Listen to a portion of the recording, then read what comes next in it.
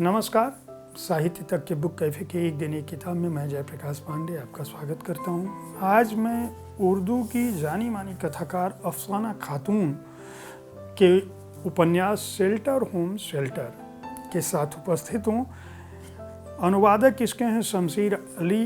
अफसाना खातून प्रोफेसर हैं, नवादा के एक संपन्न घराने में पैदा हुई, पढ़ाई लिखाई की और इनके पिता मेडिकल कॉलेज में प्रोफेसर रहे। इन्होंने खुद मगध विश्वविद्यालय से प्रथम श्रेणी में स्नातकोत्तर किया और सुहेल अजीमाबादी हयात व खिमात विषय पर पीएचडी की। जेडी महिला कॉलेज में उर्दू विभाग की अध्यक्ष हैं। कहानियाँ और लेख लिखती रही हैं। अनुवादक शमशेर अली काशी हिंदू विश्वविद्यालय में उर्दू विभाग में उर्दू पत्रकारिता के विकास में गैर मुस्लिम पत्रकारों की भूमिका विषय पर शोध कर रहे हैं। उन्होंने इस उपन्यास को इसलिए चुना कि हमारा जो पुरुष प्रधान समाज है उसमें नारी की स्थिति क्या है और वह जब अपने लिए संघर्ष करती है तो उसके लिए किसी भी तरह का कोई भेद नहीं होता। यानी नारी की स्थिति जो गरीब समाज में है वही स्थिति उसकी अमीर समाज में है, बड़े तबके में भी है। और ख़ासकर यह मुस्लिम समाज की कहानी है जो बालिकाओं को, लावारिस बालिकाओं और महिलाओं को उनके शारीरिक दोहन और शोषण की बात बताती है कि वह किस तरह अपने घर से लेकर किसी शेल्टर होम तक सुरक्षित नहीं है। यानी समाज के किसी भी स्थान पर आज की जो नारी है वह सही मायनों में अपनी आबरू और अपनी इज्जत बचा कर रहना चाहे तो उसके लिए तमाम तरह की दुश्वारियां हैं और उसके इस शोषण में हमारी व्यवस्था, हमारी मानसिकता, हमारे तंत्र, हमारी राजनीति का भी बहुत बड़ा योगदान है। और यह एक ऐसी खौफनाक दुनिया है जिसकी तरफ कोई जाना नहीं चाहता है, जिसकी तरफ कोई समझना नहीं चाहता। इस कहानी की शुरुआत, इस उपन्यास की शुरुआत किस्सों की शक्ल में होती है। उन्होंने कई किस्से दर्ज किए हैं और उन किस्सों में अपनी बात कह दी है। कुल 5 किस्से हैं।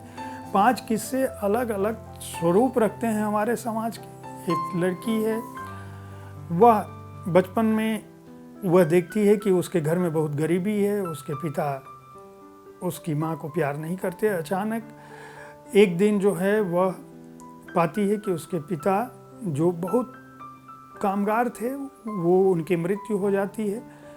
धीरे धीरे उसके घर में कोई एक दूसरा व्यक्ति आने लगता है। उसकी माँ आकृष्ट होती है। यह लड़की मना करती है अपनी माँ को कि उसकी तरफ न जाओ। गरीब घरों की बात है, बहुत ही गरीब तबके की बात है। और वह अपनी माँ को मना करती है लेकिन माँ नहीं मानती है और उस दूसरे व्यक्ति के साथ चली जाती है। लड़की भी चली जाती है। वहाँ जाती है, घर बड़ा होता है लेकिन इसके सपने टूटने लगते हैं इस लड़की के।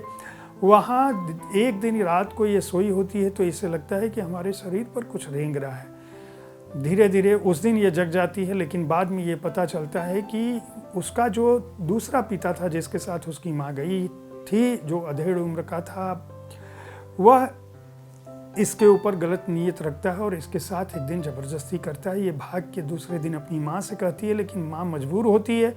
वह व्यक्ति उसकी माँ को कहता है कि अगर तुम्हें भी छत चाहिए तो जो कह रहा हूँ मुझे बर्दाश्त करना पड़ेगा, वरना तुम्हारी बेटी की भी टुकड़े टुकड़े करके फेंक दूँगा। ऐसे हालातों में वो लड़की भागती है तो एक ऐसे गैंग के साथ फंस जाती है जो हाथ पैर तोड़कर बच्चों से भीख मंगवाते हैं।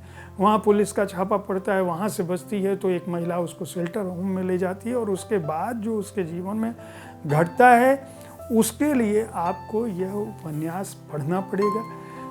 एक बालिका के माध्यम से उसके बड़े होते जीवन में जिस तरह के संघर्ष आते हैं, हमारे समाज का यह कौन सा विद्रूप चेहरा है जो स्त्री को उसके शरीर से ऊपर नहीं देखता है, जो उसे एक खिलौने की तरह समझता है। और एक नारी कहाँ जाए अपनी इज्जत को बचाने के लिए या अपने सम्मान के साथ जीने के लिए, इस की वानगी है यह उपन्यास, यह आपको सोचने के लिए बाध्य करता है, इसलिए इसे पढ़ा जाना चाहिए। इस पुस्तक के प्रकाशक हैं सर्वभाषा ट्रस्ट।